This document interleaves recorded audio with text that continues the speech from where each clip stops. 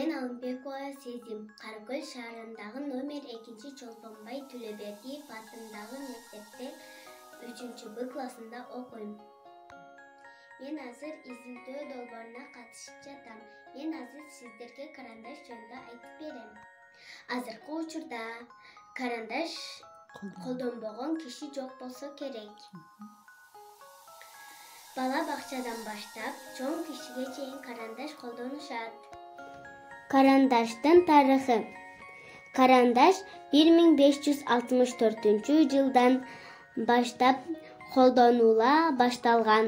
Улуу Британиянын Камберленд деген жеринде катуу куюндан кийин тамыры суурулуп калган дарактын түбүнөн кара нерсе таап алышат.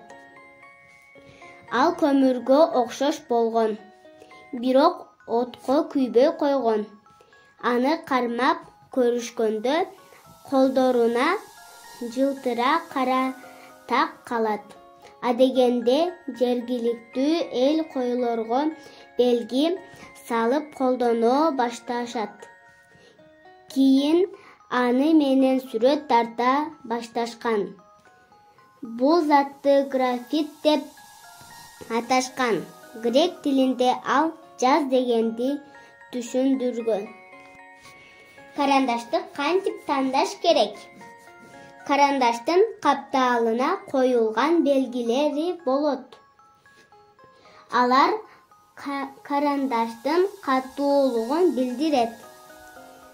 Карандашты туура тандоо үчүн аларды окуй билишибиз керек. Латын тамгасы катуу дегенди билдирет. Тамгасы бар карандаш даана жазат. Мындай карандашты белги коюу жана чийме чийүү үчүн колдонгон жакшы. Жазуу үчүн НБ карандашын колдонуш керек. Мугалимдер дагы НБ карандашын колдонуп келишет. Дарыгерлер эскертет. Карандашты озго салбагыла жана кемирбегиле. Карандаштын курамында желим жана башка химиялык заттар бар.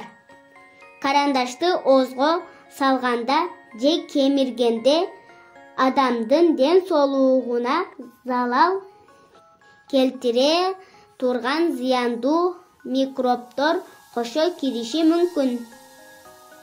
Ошондуктан достор, карандашты туура пайдалангыла.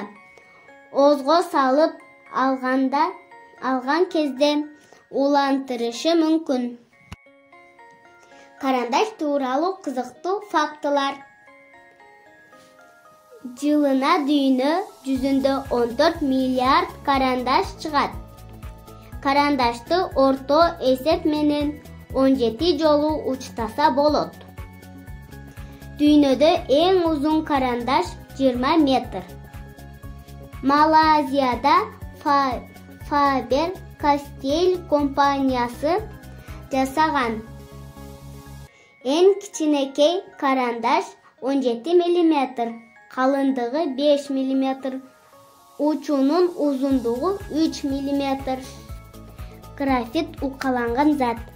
1979-жылы француз окумуштуусу Никола Жак Конте графитти майдалап ак топурак менен аралаштырып таякча формасына келтирип отко бышырган.